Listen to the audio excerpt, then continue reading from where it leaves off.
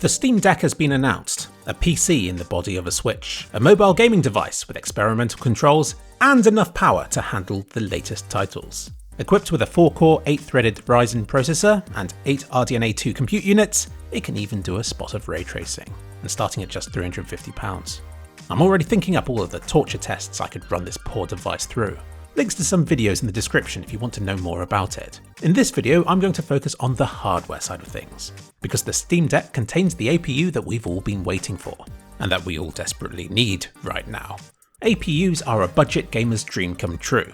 These beautiful little things feature a processor and graphics card rolled into one, historically sold at low prices, but still with just enough power to drive modern games.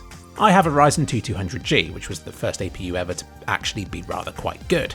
Since then, I've been keeping an eye on the market, waiting for the next APU that will be worth upgrading to. The 3000 series wasn't really worth it because it was practically identical to the 2000 series. The newly released 5000 series of APUs is a bit more interesting, since it sports up to 8 CPU cores based on the improved Zen 3 architecture. Then they go and ruin it all, with something really stupid like some Vega cores. I'm tired of Vega. My Ryzen 2 200G already has 8 Vega compute units, so the idea of upgrading to the latest APU, which still only features 8 Vega compute units, is rather boring.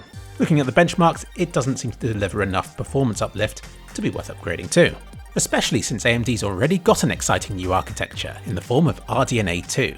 This powers the latest Radeon 6000 series graphics cards, and it also drives the new generation of consoles. And now it's revealed that it's also powering the Steam Deck. It's funny because up until now, every time a new APU has been announced containing Vega cores, it starts a conversation that goes something like this. I'm sad it's still using Vega, to which somebody will reply with, for all we know, RDNA 2 doesn't scale down that well, I'm sure AMD knows what they're doing by sticking to the Vega architecture.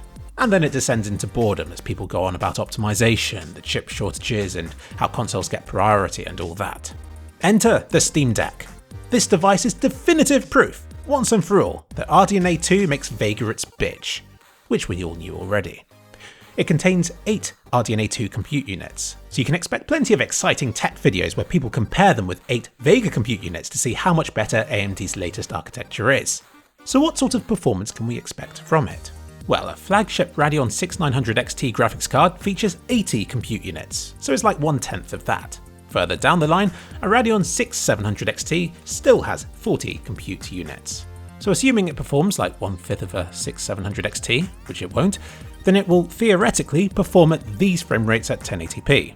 And because the Steam Deck has an 800p screen with roughly half the pixels that 1080p has, we could multiply these results, getting these figures. We shouldn't do this, but I will. Now of course, performance might not scale linearly with CUs. A handheld device has less cooling than a dedicated graphics card does, and while desktop GPUs can happily consume 200 watts of power or more, the Steam Deck has only 15 watts to play with, so it will inevitably be clocked much lower. So there are many reasons why I shouldn't have calculated these figures, but I did. So there. And looking at these results, they're not half bad, especially given that they're using ultra settings, which gives us plenty of room to wiggle here. And given that many of these titles are being CPU limited in the first place, or simply aren't worth playing, it makes the Steam Deck look like a capable little device. Another thing to compare it to would be the Xbox Series S, not the X, the S, which has 20 compute units. All else being equal, which it won't be, this means the Steam Deck is almost as fast at 800p as the Xbox Series S is at 1080p. Of course, it would be irresponsible of me to throw speculative performance figures around like this. But since we've gone this far already, then we might as well multiply these figures by 2.25 again to account for the additional pixel drop from enabling FSR quality mode. Awesome! Now let's multiply it by 7. So I've had my fun. I will be trying Half-Life Alyx on a Steam Deck, and I will be ray tracing stuff. And nobody, apart from those release day scalpers, can stop me. The Steam Deck also comes with 16GB of DDR5 RAM, which is a lot for a handheld device. But remember that some of this will be allocated to the graphics card, so this makes the Steam Deck similar to the new consoles in that regard, which use a similar system.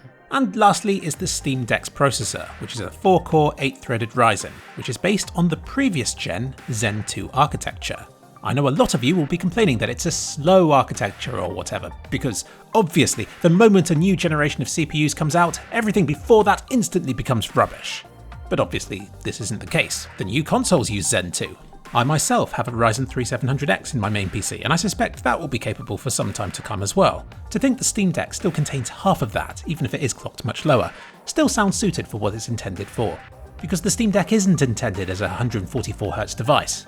It's 60, and even first gen Ryzen is more than capable of hitting that. So no, I'm fine with Zen 2 being used.